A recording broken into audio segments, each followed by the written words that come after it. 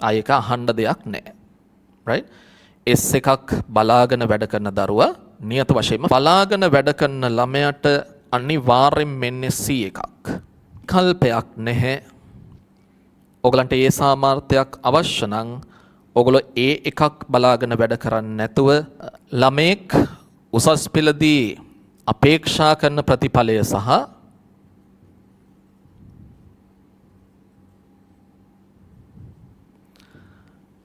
අතරම විභාගෙදී ලැබෙන සත්‍ය ප්‍රතිඵලය මේ දෙකේ ළමයි ලොකු වෙනසක් තියෙනවා. අපේක්ෂිත ප්‍රතිඵල ළමයි හිතාගෙන යනවා මෙන්න මේ අකුරු වෙයි කියලා. නමුත් අන්තිමට රිසල්ට්ස් එනකොට එන්නේ වෙන ඒවා. කිසියම් දරුවෙක් ආයෙක අහන්න දෙයක් නැහැ. right? S එකක් බලාගෙන වැඩ කරන දරුවා නියත වශයෙන්ම ෆේල් වෙනවා. C එකක් බලාගෙන නම් කිසියම් දරුවෙක් වැඩ කරන්නේ. මම මේ කතා කරන්නේ ෆිසික්ස් පේපර් එක ගැන. අනිත් පේපර්ස් වලටත් මේක ඇත්තටම අදාළයි. ඒතර C එකක් බලාගෙන නම් වැඩ කරන්නේ ඒත් එයා අනිවාර්යෙන්ම ෆේල් වෙනවා.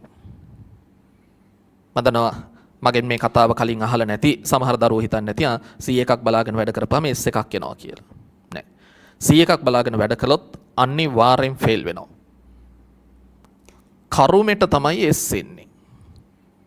අර හොඳ කරුම තිබුණොත් S සාමාර්ථය එන්න පුළුවන්. chance එක. ඔගොල්ලෝ C බලාගෙන වැඩ කළොත් නියත වශයෙන් වෙන ප්‍රතිඵලය F කරුමෙට S එන්න පුළුවන්. ඊළඟට කිසියම් දරුවෙක් B සාමාර්ථයක් බලාගෙන වැඩ කළොත් එයාට එන්නේ S එකක්. B එකක් බලාගෙන වැඩ කළොත් එන්නේ S එකක්. කරුමෙට තමයි ළමයි C එන්නේ. A එකක් බලාගෙන වැඩ කරන ළමයාට අනිවාර්යෙන් මෙන්නේ C එකක්. A එකක් බලාගෙන වැඩ කරන ළමයාට අනිවාර්යෙන් මෙන්නේ C එකක්. කරුමෙට තමයි B එන්නේ. එතකොට මේක තමයි උසස් පෙළ විභාගයට ඉදිරිපත් වෙන ළමයි අපේක්ෂා කරන ප්‍රතිඵලය සහ සත්‍ය ප්‍රතිඵලය අතර තියෙන සම්බන්ධය. සම්බන්ධියාව මේක. ගොඩක් අය මේක විශ්වාස කරන්නේ නැහැ. පළවෙනි වතාවේ විභාගයට යනකම්. පළවෙනි වතාවේ විභාගයට ගියාම මේක ඇත්ත නේද කියන එක ඔන්න තේරෙනවා ළමයෙකුට. හිතාගෙන යන්නේ මේවා නතර වෙන්නේ මේවැ. ඒතර මම දන්නවා දැන් ගොඩක් ළමයින්ට තියෙන ප්‍රශ්නේ එහෙනම් කොහොමද අපි ඒකක් ගන්න? ඒකක් බලාගෙන වැඩ කළාට එන්නේ නැත්තම් ඒකක්. එන්නේ C එකක් හෝ B එකක් නම්. කොහොමද අපි ඒකක් ගන්නෙ නේ? ළමයි කිසිම විකල්පයක් නැහැ. ඔයගලන්ට ඒ සාමර්ථයක් අවශ්‍ය නම් ඔයගොල්ලෝ ඒ එකක් බලාගෙන වැඩ කරන්නේ නැතුව ෆිසික්ස් පේපර් එකේ තියෙන ලකුණු 100ට අභියෝග කළ යුතුයි.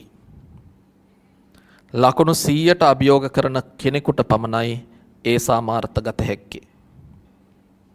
අර ඒ එකක් බලාගෙන වැඩ කරන ළමයා නිතරම එයාගේ මනසේ හොල්මන් කරනවා 75 කියන සීමාව. එයා නිතරම 25ක් හතරෙන් එකක් අතාරින්න ලෑස්ති වෙලා ඉන්නේ. එහෙම බෑ. කෑලි කෑලි අතාරින්න ලෑස්ති වෙලා ඉන්න ළමයෙකුට ඒ සාමර්ථය එන්නේ නැහැ. ඔයගලන්ට ඒ සාමර්ථයක් ගන්න අවශ්‍ය නම් ලකුණු 100ට චැලෙන්ජ් කරන්න ඕනි. වෙන කිසිම සරල ක්‍රමවේදයක් නැහැ. දැන් මම අවුරුදු 24ක් උසස් පෙළට භෞතික විද්‍යාව උගන්වනවා. අත්දැකීම් වලින් මේ කියන්නේ. මේක කවදාකවත් වැරදිලා නැහැ. ඔයගලන්ට ඒ සාමර්ථයක් ගන්න ඕන නම් ඔයගොල්ලෝ ලකුණු 100ට අභියෝග කළ යුතුයි. ඒත් ලකුණු 100ට අභියෝග කරන කෙනෙක් නම් අර මං කියපු වැඩ කම්ප්ලීට් කරගන්න ඕනි.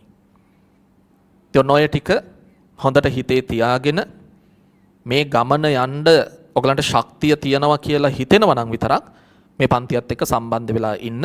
එහෙම නැත්නම් නිකන් මේ බොරුවට අර සමිත සර්වත් ඔන්න රිවිෂන් පන්තියක් පටන් ගන්නවා අපි පොඩක් ඒකටත් ගිහිල්ලා බලමු කියන හැඟීමෙන් වැඩ කරනවා නම් ඔයගලන්ට මේ පන්තියෙන් ප්‍රයෝජනයක් ගන්න බැරි වෙනවා. කරනවා නම් හරියට කරලා මෙඩිසින් ඉංජිනේරින් යන විදිහට වැඩ කරන්න ඕනේ. නැත්නම් අතහැරලා දාන්න. බොරු කරන්න එපා.